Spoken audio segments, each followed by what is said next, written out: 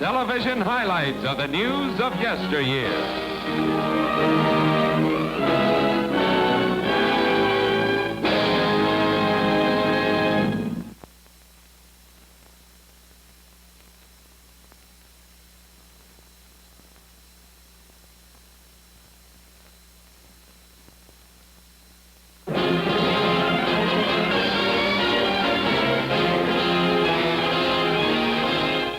Canon City catastrophe.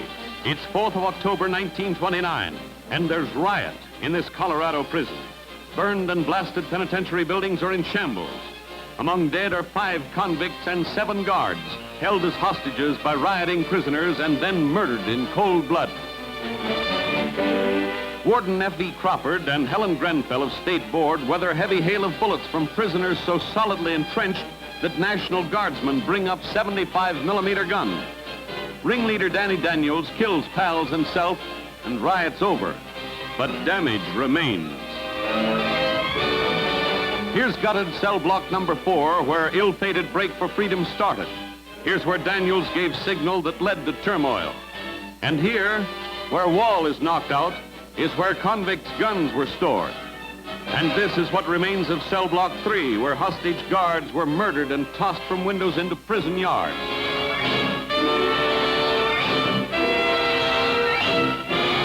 They wanted freedom, but this is what they got.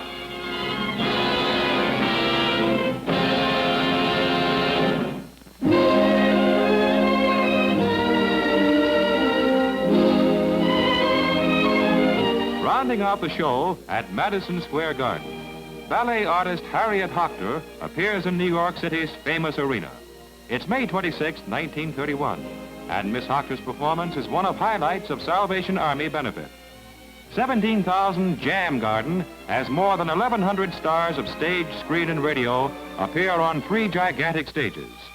Orchestra of 300 plays as Miss Hoctor goes through her graceful dance.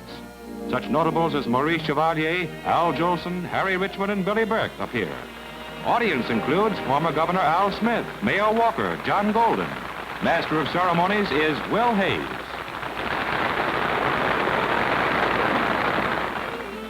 Showstopper is Bill Robinson, Bojangles of Harlem himself. Bill's only youngster of 52 at this performance, with nearly 20 years of top-flight tapping ahead of him.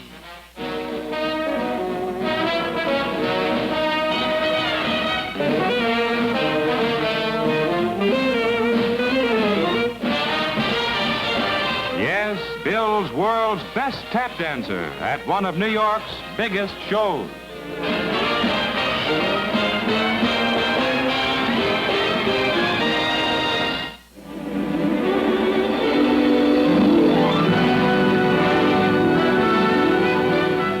Cracked ice. It's March 1934, and the usually free-flowing Hudson is just so much hard water. Coast Guardsmen from cutter Comanche test depth of freeze, one of worst in Hudson River history. Record cold spell stops river traffic with cover of ice foot thick. Tests show path can be broken through, so cutter Comanche noses upriver to plow open water corridor and search for icebound ships and barges. Distress call from waters near Newburgh ends days of isolation for this barge. Not until early in April are waters to Albany again fully open to navigation. During freeze, Hudson River Steamship Company is forced to suspend operations, and upriver ports are cut off.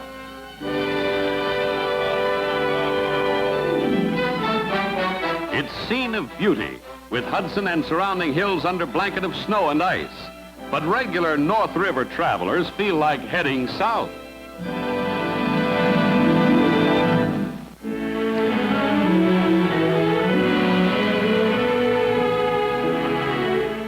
Heywood Broun III gives attention and lessons in typing to famed grandfather Heywood Broun, the original. Newspaper columnist, war correspondent, author, and critic, Broun was one of the most widely read writers of his time. But here, in the long ago, he's just grandpa to Heywood III. Here's Richard Strauss, world-renowned German composer at home. Strauss played piano when 4 years old, started writing music when only 6. Here, In 1923, with Mayor Hylan left, he sees New York City as one of biggest names in music gets official welcome from biggest city in the world. Know this man? Well, you know his books, for this is Francis Scott Key Fitzgerald, better known as F. Scott Fitzgerald. It's just 1922, and author is just 26. Here's his wife, allegedly model for his heroines. Shown here by family, great writer has still to author The Great Gatsby.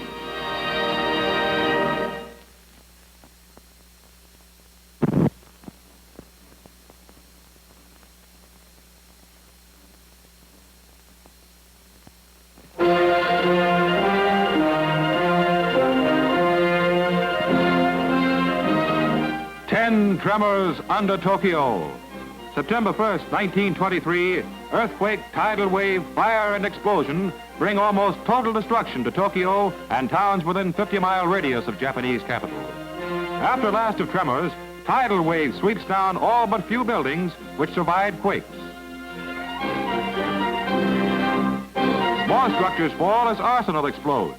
Many wooden homes and huts with thatched roofs ride out rise and fall of earth, but are destroyed by fire, which sweeps unabated through city and environs as water system fails. Fire is catastrophe's most destructive element, alone wiping out more than half of Tokyo.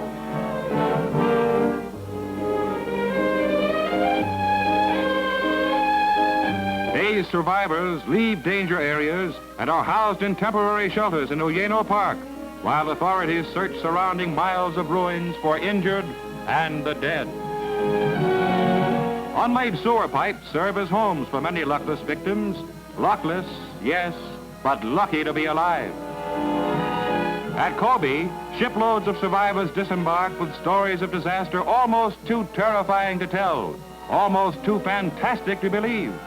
But behind them are millions of homes destroyed, friends and relatives dead or missing.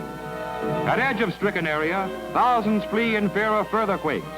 Trains are so jammed that all those who can take to rooftops in mad scramble to safety. If this is confusion, it's nothing compared to panic that followed earthquake, tidal wave, fire, and explosion that rocked and ruined Tokyo and environs, and in its wake left 100,000 dead.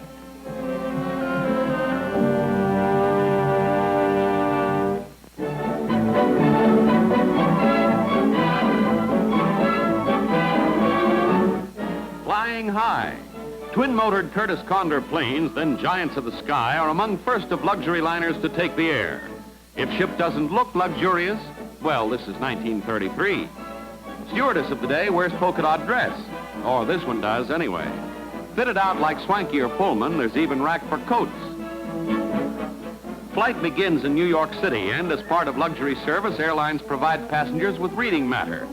Flying's probably getting so uneventful now it's dull. Trip in big ship is so smooth it's even safe to partake of food and drink.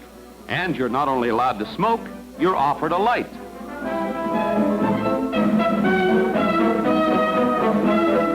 With Richmond, Virginia final stop, big ship cruised over Washington, one of 5 scheduled stops on 310-mile route. Nobody asked stewardess what this is down there, but with Richmond Airport now only a few minutes away, this passenger asked for equipment to make her look beautiful. For greeting boyfriend, perhaps. Giant of times, ship lands at destination with 15 passengers. Nothing to get excited about today, but in 1933, this is another amazing achievement in man's mastery of the air.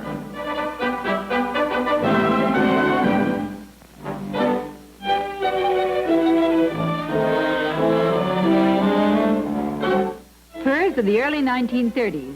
Steam's ermine wasn't enough to keep you warm those days. This ermine piece sports cuffs of silver fox that form a muff. Over her gown of transparent velvet, this model shows off an opera cape of eastern mink, then takes off cape to display dress with low V back and high rounded necklines. This young lady can't have anything up her sleeves this evening.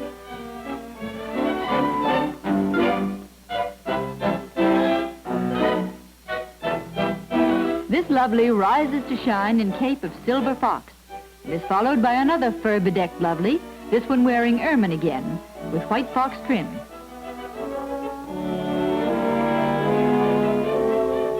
For afternoon wear, the trend is to swagger sport coats.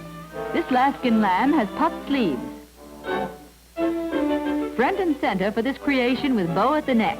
And notice here that plaid of scarf and coat lining match. Yes, in the early 1930s, these were the latest things in furs.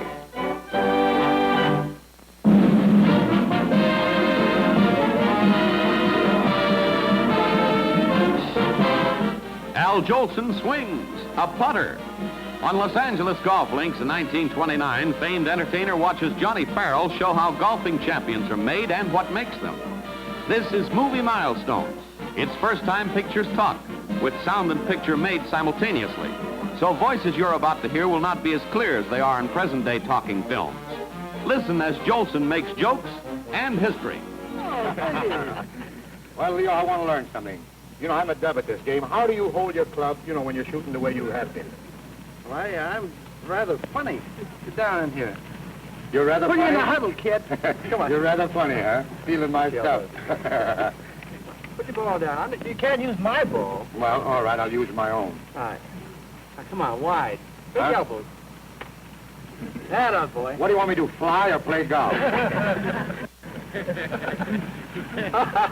I'm in a peculiar position here. I don't know what I'm going to do. I'm going to leap on somebody. Signals. 6, 9, 8, 2. Jolson back. Hey! Shall I putt? Yeah, let me see how you hold your club for that putt, Oh, that famous pendulum swing of yours. Well, it's a good way to putt if you hold it. I don't hold all of them.